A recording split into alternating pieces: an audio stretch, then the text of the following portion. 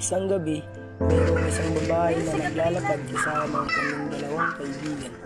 Sila ay dumaan sa isang kanto na may tatlong lalaki na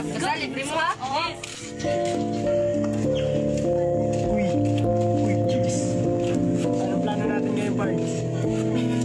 Yan mo na lang mamaya. Parang alam ko na yan.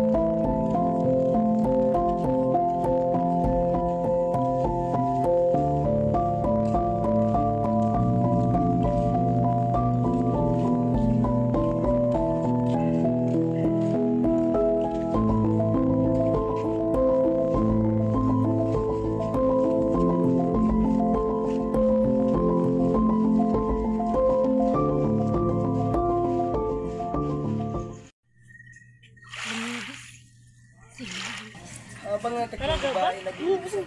Ang isa ay naiiyak sinabi. Ano na, bis? Ihi mo na. Sige, bis. Nakakabitin. Ganda mo ba? Ano daw, bis?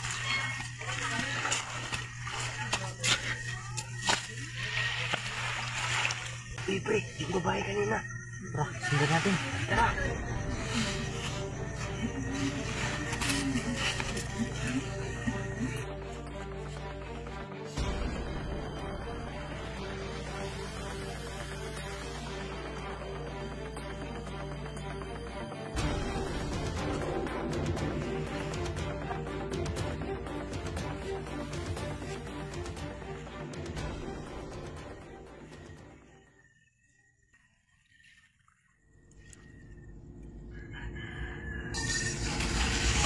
Sino yan? Prita po!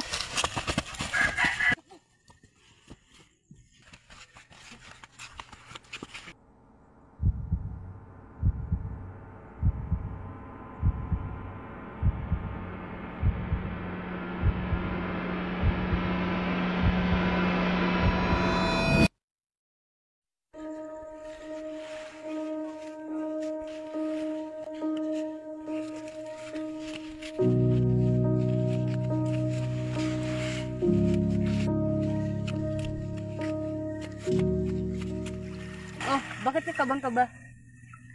Wala lang. Sino nga ulit yung ama nun? Si Justin. Ilang buwan na? Uy!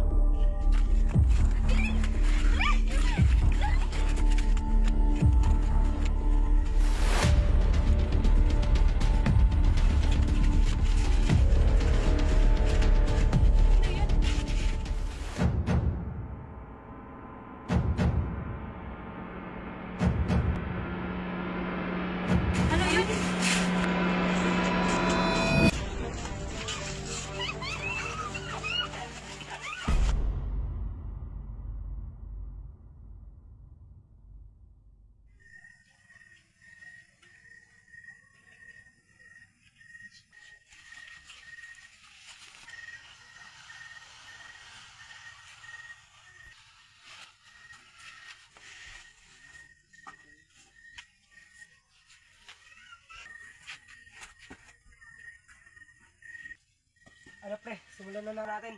Sige pre, mauna ka. Sabay-sabay na lang tayo. Tara. Wait lang, papatayin ko muna yung ilaw.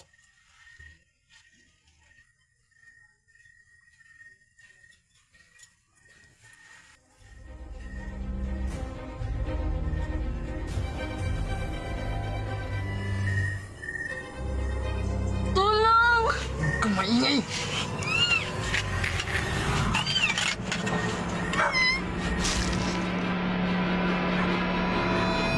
Kadalasan hindi nakukuha ang hustisya ng isang tao dahil kapag mayaman ang isang tao ay ginagamit niya ang pera para makalamang dahil kapag mahirap ka, talo ka. Makukuha na sana ang hustisya ng tatlong babae dahil may nakakita sa kanila habang ginagahasa ito. Kaso binayaran ng lalaki ang dalawang babae na nakakita upang hindi ito magsumbong.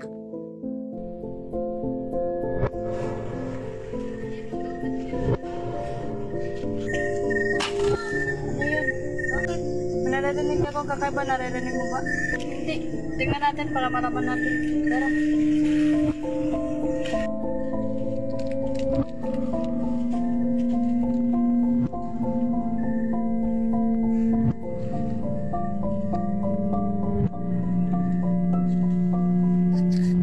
Habang binibidyohan ng dalawang babae, natapakan ni Jess ang Wilkins at narinig ni Miguel ang ingay na yun. Sino yun? Tumakbo ang dalawang babae. Tingnan mga pre, kung sino yun? At tiningnan ni Anthony. At habang tumatakbo ang babae, pinagkasabay nila at sinabi ni Anthony,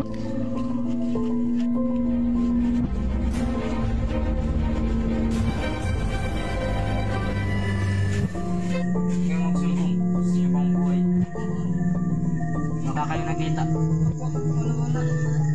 Hindi yung pera. Gusto kayo? pero hindi pa rin mababago ng pera ang katotohanan o totoong nangyari.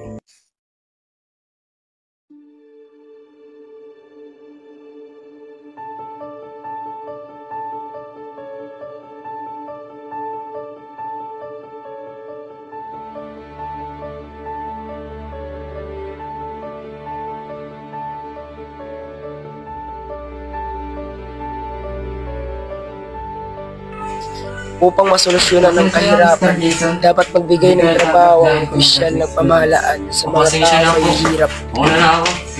Magandang araw din.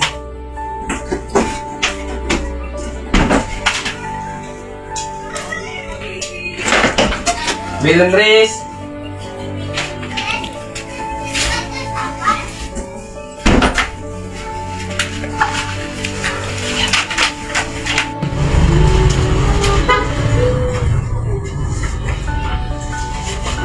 So, ikaw pa si Mrs. Belen Dominguez. Opo.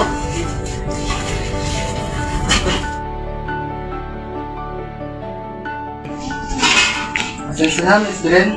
Dahil ikaw yung tangga. Maraming salamat po. Malaking bagay po to. Naman, simula bukas, pwede ka na magsimula. Maraming salamat po. Makakawin na po.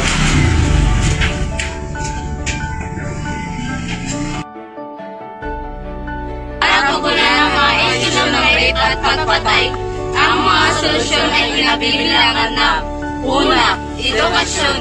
Ituro ang respeto, consent at gender equality upang maiwasan ang harasan. Pangalawa, sistema ng katarungan. Iyakin ang mabilis na pagliligis, makatarungang proseso at proteksyon para sa mga biktima. Pangatlo, suporta para sa mga biktima. Magbigay ng mga crisis centers, legal na tulong, at pinansyal na suporta sa mga biktima. Pang-apat, pagtutok sa kapulisan, sanayin ang mga pulis, pagbutihin ang investigasyon, at tiyakin na mapapasahan ng mga nagkasala. Pang-anim, mag-iwas, maglunsad ng mga programa sa paaralan at komunidad upang mabawasan ang karahasan at tulungan ang mga nagkasala na mabago. Pang-pito, media.